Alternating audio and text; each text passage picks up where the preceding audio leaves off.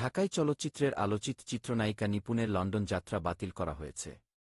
শুক্রবার ১০ জানুয়ারি সকাল ১০টা ১৫ সিলেট ওসমানী আন্তর্জাতিক বিমানবন্দর থেকে বাংলাদেশ বিমানের একটি ফ্লাইটে করে লন্ডন যাওয়ার কথা ছিল অভিনেত্রীর। বিমানবন্দরে গোয়েন্দা সংস্থার তথ্যের ভিত্তিতে তাকে আটকে দেয় ইমিগ্রেশন পুলিশ। এরপর নিপুণকে জিজ্ঞাসাবাদ করা হয়। আর জিজ্ঞাসাবাদ শেষে তার যাত্রা বাতিল করে ফিরিয়ে দেয়া হয়। পরে সিলেট থেকে এ অভিনেত্রী ঢাকায় ফিরে গেছেন বলে জানা গেছে। এ ব্যাপারে ইমিগ্রেশন পুলিশ জানিয়েছে। বিমানবন্দরে কর্মরত গোয়েন্দা সংস্থার সদস্যরা আপত্তি জানিয়েছেন নিপুণের লন্ডন যাত্রা নিয়ে।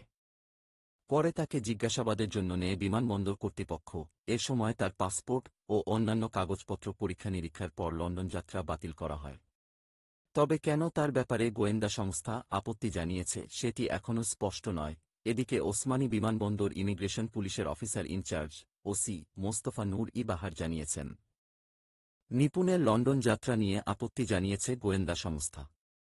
এ কারণে তার লন্ডন যাত্রা বাতিল করা হয়েছে। প্রসঙ্গত, ২০২২ সালের ২৮ জানুয়ারি ২ বছর মেয়াদী বাংলাদেশ চলচ্চিত্র শিল্পী সমিতি নির্বাচনে অংশ নিয়ে আলোচিত হয়ে ওঠেন নিপুণ। ওই নির্বাচনে সাধারণ সম্পাদক পদে প্রার্থী হয়েছিলেন তিনি। এতে ভোটে চিত্রনায়ক জায়েদ খানের কাছে ১৩ ভোটে পরাজিত হন তিনি।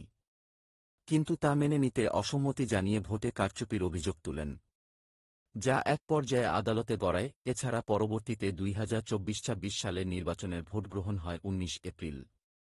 এ নির্বাচনে তার প্রতিদ্বন্দ্বী সাধারণ সম্পাদক প্রার্থী ছিলেন খল-অভিনেতা মনোয়ার হোসেন ডিপজল। এ নির্বাচন নিয়েও জটিলতা সৃষ্টি হয়।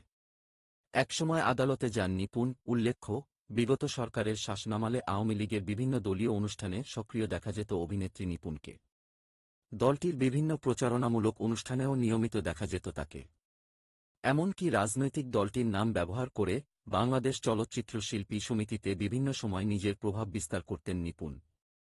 তবে গত ৫ আগস্ট শেখ হাসিনার দেশ ত্যাগের পর একদমই আড়ালে চলে যান শোবিজের পরিচিত মুখ নিপুণ।